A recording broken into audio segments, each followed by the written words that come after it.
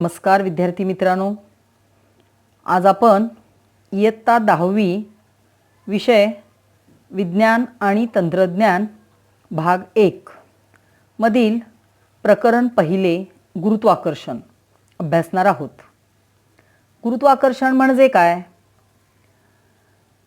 वस्तुमान असलेल्या कोणत्याही दोन वस्तूंच्या एकमेकांकडे आकर्षिला जाण्याच्या प्रवृत्तीला गुरुत्वाकर्षण असे म्हणतात। आपण या प्रकरणामध्ये गुरुत्वाकर्षण, वर्तुळाकार गती व अभिकेंद्री बल, केपलरचे नियम आणि न्यूटनचा वैश्विक गुरुत्वाकर्षणाचा सिद्धांत अभ्यासणार आहोत। या प्रकरणातील उर्वरित भाग आपण पुढील व्हिडिओमध्ये अभ्यासणार आहोत। तत्पूर्वी आपण इयत्ता 9वी मध्ये तुम्ही अभ्यासलेल्या काही भागाचे थोडक्यात उजळणी घेऊया। पहा, आठवते का? या ठिकाणी स्क्रीनवरती 3 प्रश्न दिलेले आहेत। पहिला प्रश्न, एखाद्या वस्तूवर बल लावल्यास काय परिणाम घडून येतो? विद्यार्थी मित्रांनो, बल लावल्याने काय परिणाम होतात? पहा, एखादी वस्तू स्थिर असेल आणि आपण जर त्या वस्तूवर बल लावले तर स्थिर असलेली वस्तू गतिमान होते। उदाहरणार्थ, स्थिर असलेल्या चेंडूला जर तुम्ही लात मारली तर तो चेंडू गतिमान होतो। एखादी वस्तू गतिमान असेल तर तुम्ही बल लावून ती स्थिर करू शकता। उदाहरणार्थ, समजा तुम्ही सायकल चालवत आहात आणि जर तुम्ही ब्रेक दाबला तर सायकल थांबते, म्हणजे गतिमान असणारी सायकल बल लावल्याने थांबली। वस्तूची चाल बदलू शकते। गतिमान गाडीचे ब्रेक दाबून हळूहळू गाडीची चाल कमी करता येते। गतीची दिशा बल लावल्याने बदलते। उदाहरणार्थ, आपण जर पंख्याचे बटन दाबले तर पंखा फिरायला लागतो, तो गतिमान होतो आणि त्याची दिशा बदलते।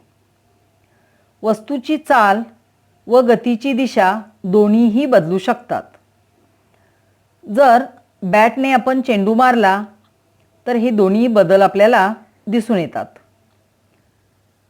त्याचबरोबर वस्तूचा आकार व आकारमानात बल लावल्याने बदल होऊ शकतो। उदाहरणार्थ, स्प्रिंग, जर आपण स्प्रिंग दोन्ही बाजूंनी प्रेस केली तर तिचा आकार बदलते आणि स्प्रिंगचा वरचा दाब काढून घेतला, बल काढून घेतले तर स्प्रिंग पूर्ववत होते।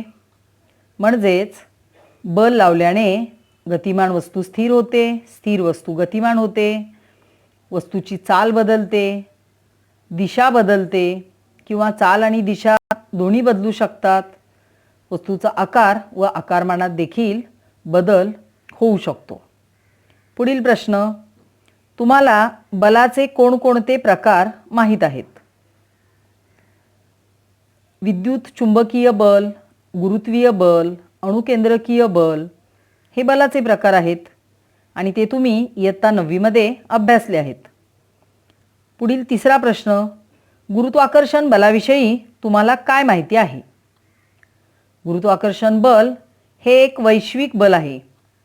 ते विश्वातील कोणत्याही दोन वस्तूंमध्ये प्रयुक्त होऊ शकते। विद्यार्थी मित्रांनो, या प्रश्नांची उत्तरे तुमच्या वहीमध्ये लिहून ठेवा। गुरुत्वाकर्षण, तर आपण गुरुत्वाकर्षणाचा थोडासा इतिहास पाहूया।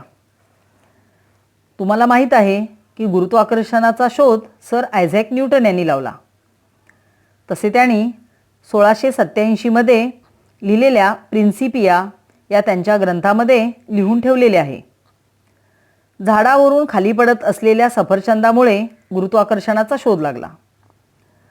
पृथ्वी सफरचंदाला स्वतःकडे आकर्षित करीत असेल व या आकर्षण बलाची दिशा पृथ्वीच्या केंद्राकडे असेल असे अनुमान सर आयझॅक न्यूटन यांनी काढले। झाडावरील सफरचंदापासून पृथ्वीच्या केंद्राकडे जाणारी दिशा ही क्षितिजलंब असल्याने सफरचंद झाडावरून क्षितिजलंब दिशेने खाली पडते। विद्यार्थी मित्रांनो, आकृती 1.1चे नीट निरीक्षण करा, म्हणजे तुमच्या हे लक्षात येईल. पुढील मुद्दा बल व गती. बल म्हणजे काय? तर एखाद्या वस्तूच्या विराम अवस्थेत किंवा सरळ रेषेतील एकसमान गतिमान अवस्थेत बदल घडवून आणणारी भौतिक राशी म्हणजे बल होय. मग गती म्हणजे काय? तर एखाद्या वस्तूच्या निरीक्षण सापेक्ष स्थान बदलास गती असे म्हणतात. उदाहरणार्थ, आपण जेव्हा गाडीतून जातो तेव्हा आपली गाडी गतिमान असते, पण आपण जर खिडकीतून बाहेर डोकावलो तर आपल्याला रस्त्याभोवतीची झाडे धावत असल्यासारखी दिसतात. म्हणजेच गाडी गतिमान असते पण आपल्याला झाडे धावत असल्याचा भास होतो. तर हे गतीचे उदाहरण आहे. या ठिकाणी थोडे आठवा, यासाठी न्यूटनचे गतिविषयक 3 नियम विचारलेले आहेत. हे तुम्ही इयत्ता 9वी मध्ये अभ्यासले आहेत. त्यांची आपण थोडीशी उजळणी करूया. न्यूटनचा गतिविषयक पहिला नियम: एखाद्या वस्तूवर कोणतेही असंतुलित बाह्यबल क्रिया करत नसेल तर ती वस्तू अचल अवस्थेत असल्यास अचल अवस्थेतच राहील, अथवा सरळ रेषेत एकसमान गतीत असल्यास एकसमान गतीतच राहील. न्यूटनचा गतिविषयक दुसरा नियम: संवेग परिवर्तनाचा दर प्रयुक्त बलाशी समानुपाती असतो आणि संवेगाचे परिवर्तन बलाच्या दिशेने होते. आणि शेवटचा आणि न्यूटनचा गतिविषयक तिसरा नियम: क्रियाबल व प्रतिक्रिया बल यांची परिमाणे समान असतात, परंतु त्यांच्या दिशा परस्पर विरुद्ध असतात. विद्यार्थी मित्रांनो, हे नियम तुम्ही इयत्ता 9वी मध्ये अभ्यासलेले आहेत, ते तुमच्या वहीमध्ये लिहून ठेवा. पुढचा मुद्दा आहे वर्तुळाकार गती व अभिकेंद्री बल. तर प्रथम वर्तुळाकार गती म्हणजे काय ते पाहूया. जेव्हा एखादी वस्तू वर्तुळाकार मार्गाने जाते तेव्हा त्या गतीला वर्तुळाकार गती असे म्हणतात. उदाहरण पाहूया. पृथ्वीची सूर्याभोवतीची गती ही वर्तुळाकार गती आहे. मूलद्रव्याच्या अणूमध्ये इलेक्ट्रॉनची अणुकेंद्रकाभोवतीची गती, फिरणाऱ्या पंख्याची गती, किंवा दोरीला जर दगड बांधून आपण दगडासह ही दोरी फिरवली तर तयार होणारी वर्तुळाकार गती या ठिकाणी स्क्रीनवरती दाखवलेली आहे.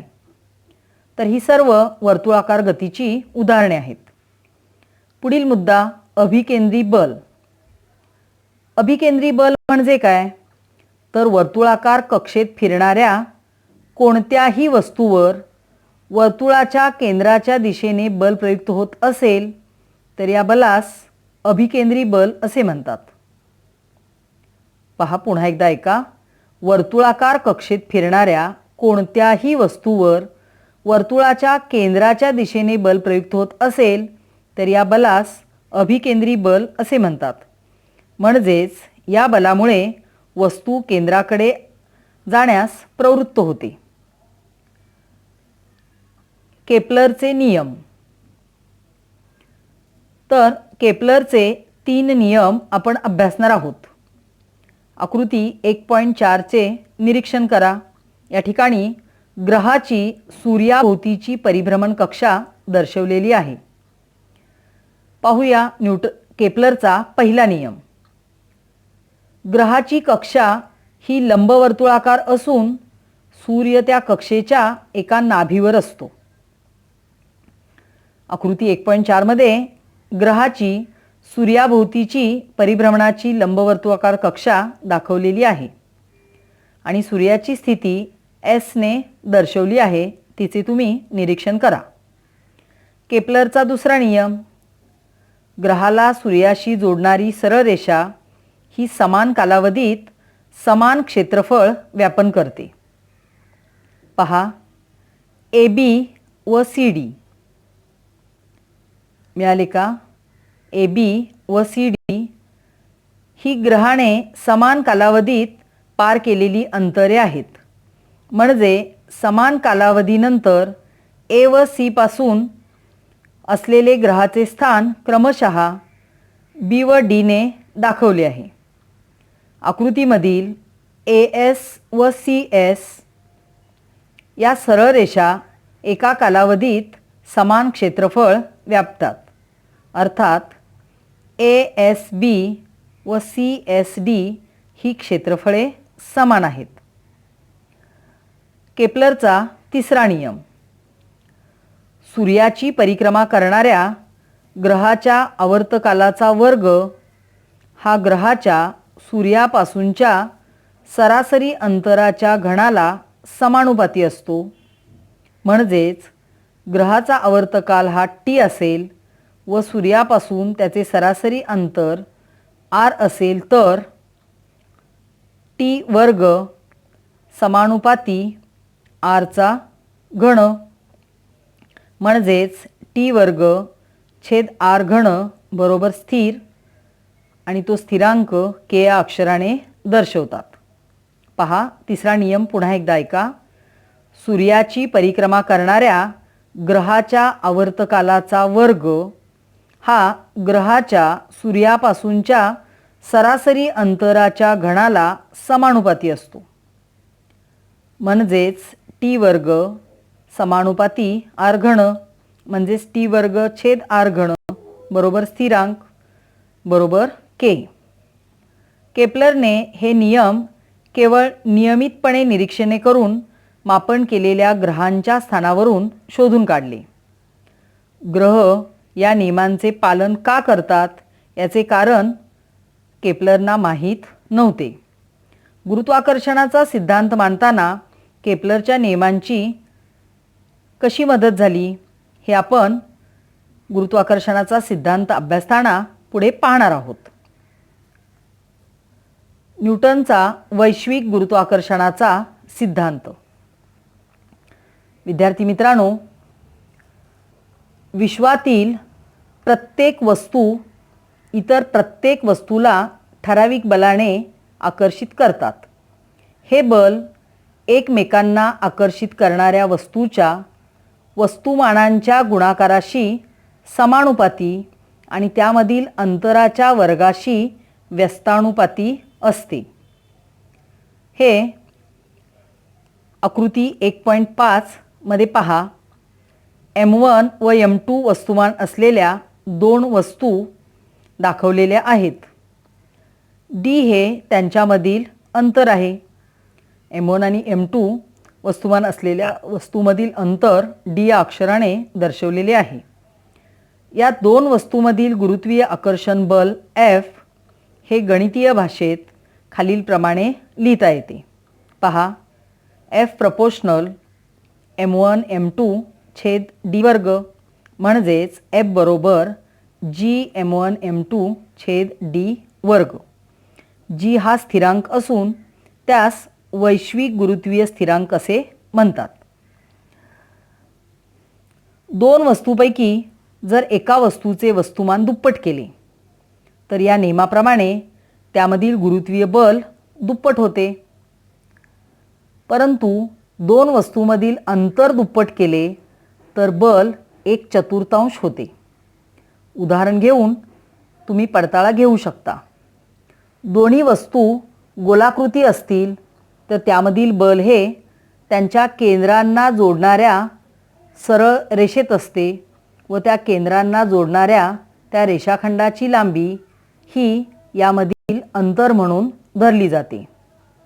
जर त्या वस्तू गोल व नियमित आकाराच्या नसतील तर बल त्यांच्या वस्तुमान केंद्रांना जोडणाऱ्या रेषाखंडाच्या दिशेत असते व D या रेषाखंडाची लांबी घेतली जाते. म्हणजेच D हे त्या दोन वस्तूमध्ये असणारे अंतर होय. विद्यार्थी मित्रांनो, समीकरण 2 वरून आपल्याला असे दिसते की G चे मूल्य हे एकक वस्तुमान असलेल्या व एकमेकांपासून एकक अंतरावर स्थिर असलेल्या दोन वस्तूंमधील गुरुत्वीय बल मोजल्यास आपल्याला जीचे मूल्य मिळते. म्हणजेच SI एकक प्रणालीत जीचे मूल्य 2 1 किलोग्रॅम वस्तुमान असलेल्या व एकमेकापासून 1 मीटर अंतरावर असलेल्या वस्तूमधील गुरुत्वीय बलाच्या मूल्याएवढेच असते.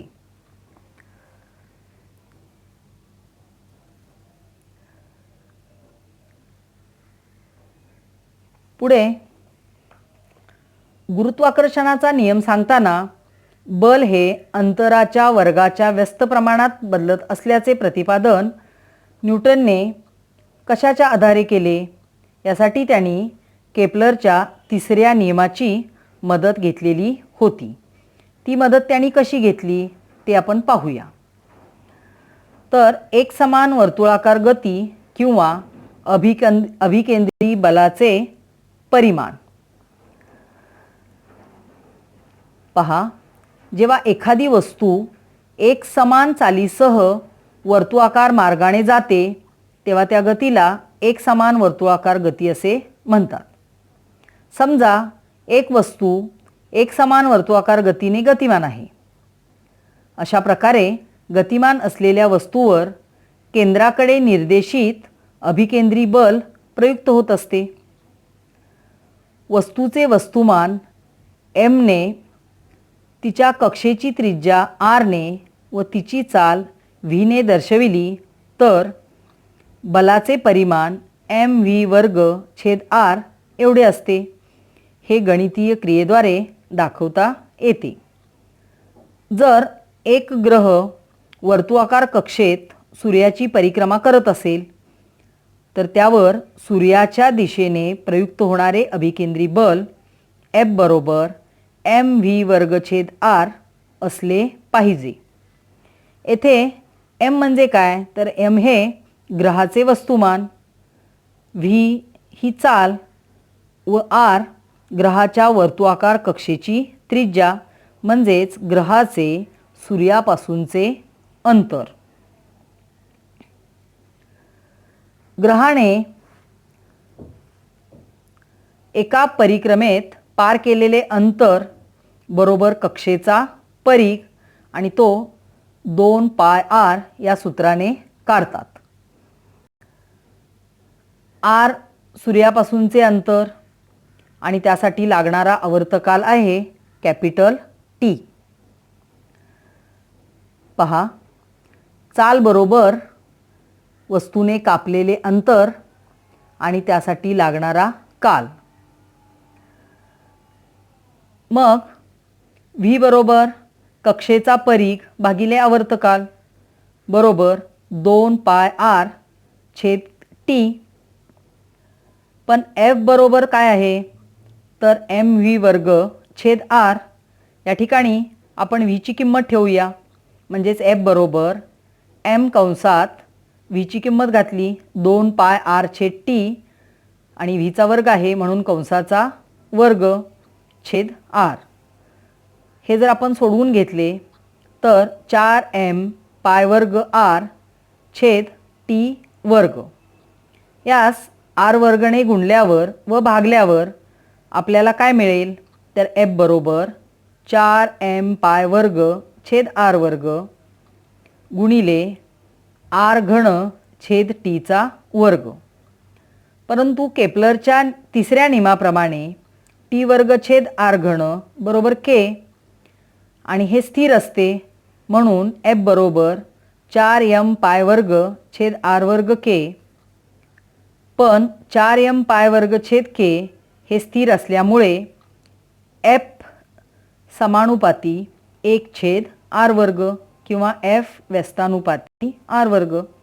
म्हणजेच सूर्य व ग्रह यामधील अभिकेंद्री बल जे ग्रहाच्या परिभ्रमणास कारणीभूत असते ते त्यांच्यामधील अंतराच्या वर्गाच्या व्यस्त प्रमाणात बदलते. हेच गुरुत्वीय बल असून ते अंतराच्या वर्गाच्या व्यस्त प्रमाणात असते असा न्यूटनने निष्कर्ष काढला. गुरुत्वाकर्षणाचे बल हे निसर्गातील इतर बलांच्या तुलनेत अत्यंत क्षीण असते, परंतु ते संपूर्ण विश्वाचे नियंत्रण करते व विश्वाचे भवितव्यसुद्धा निश्चित करते. विद्यार्थी मित्रांनो, ग्रह, तारे व विश्वातील इतर घटक यांच्या प्रचंड वस्तुमानामुळे ह्या सर्व गोष्टी शक्य आहेत. मग यावरून आपल्याला काय निष्कर्ष काढता येईल? तर सूर्य, ग्रह यामधील अभिकेंद्री बल जे ग्रहाच्या परिभ्रमणास कारणीभूत असते, हे बल त्यांच्यामधील अंतराच्या वर्गाच्या व्यस्त प्रमाणात असते. हेच गुरुत्वीय बल असून ते अंतराच्या वर्गाच्या व्यस्त प्रमाणात असते असा निष्कर्ष न्यूटनने काढलेला आहे.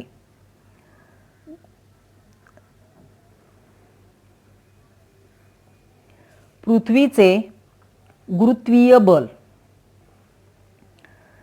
क्षितिजलंब दिशेत सरळ वर फेकलेल्या दगडाचा वेग एकसमान असेल काय, की तो कालानुसार बदलेल?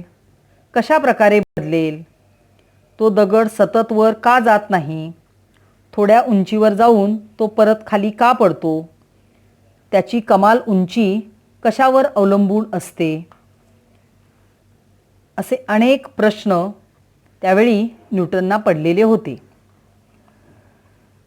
पृथ्वी आपल्या पृष्ठभागावर असलेल्या प्रत्येक वस्तूवर जे आकर्षण बल प्रयुक्त करते त्यास पृथ्वीचे गुरुत्वीय बल असे म्हणतात असा निष्कर्ष न्यूटननी त्यावेळी काढला. विद्यार्थी मित्रांनो, या ठिकाणी काही प्रश्न तयार होतात. क्षितिजलंब दिशेत सरळ वर फेकलेल्या दगडाचा वेग एकसमान असेल काय? आत्ताच आपण जे वरती प्रश्न पाहिले त्या प्रश्नांची उत्तरे आपण शोधणार आहोत. पहा, पृथ्वी तिच्या जवळील सर्व वस्तूंना गुरुत्वीय बलाने स्वतःकडे आकर्षित करते, हे आपण अभ्यासले. पृथ्वीचे वस्तुमान केंद्र तिच्या केंद्रबिंदूत असते, म्हणून कोणत्याही वस्तूवरील पृथ्वीचे गुरुत्वीय बल हे पृथ्वीच्या केंद्राच्या दिशेने असते. म्हणूनच या बलामुळे वस्तू क्षितिजलंब दिशेत सरळ खाली पडते. तसेच आपण जेव्हा एखादा दगड क्षितिजलंब दिशेने सरळ वर फेकतो तेव्हा हे बल त्याला खाली खेचते, त्यामुळे त्याचा वेग हळूहळू कमी होतो आणि मग तो दगड काही उंचीवरून खाली पडतो. सतत प्रयुक्त होत असलेल्या या बलामुळे दगडाचा वेग काही काळाने शून्य होतो आणि वेग शून्य झाल्यानंतर त्याच बलामुळे दगड खाली पृथ्वीच्या केंद्राकडे येऊ लागतो. आले का लक्षात? पहा, पुन्हा एकदा सांगते. पृथ्वीचे गुरुत्वीय बल म्हणजे काय? तर पृथ्वी आपल्या पृष्ठभागावर असलेल्या प्रत्येक वस्तूवर जे आकर्षण बल प्रयुक्त करते त्यास पृथ्वीचे गुरुत्वीय बल असे म्हणतात. विद्यार्थी मित्रांनो, या ठिकाणी सरावासाठी काही प्रश्न दिलेले आहेत. व्हिडिओ काळजीपूर्वक अभ्यासून या सर्व प्रश्नांची उत्तरे तुमच्या वहीमध्ये लिहा. जर व्हिडिओ आवडला असेल तर तुमच्या मित्राला शेअर करा. थँक्यू.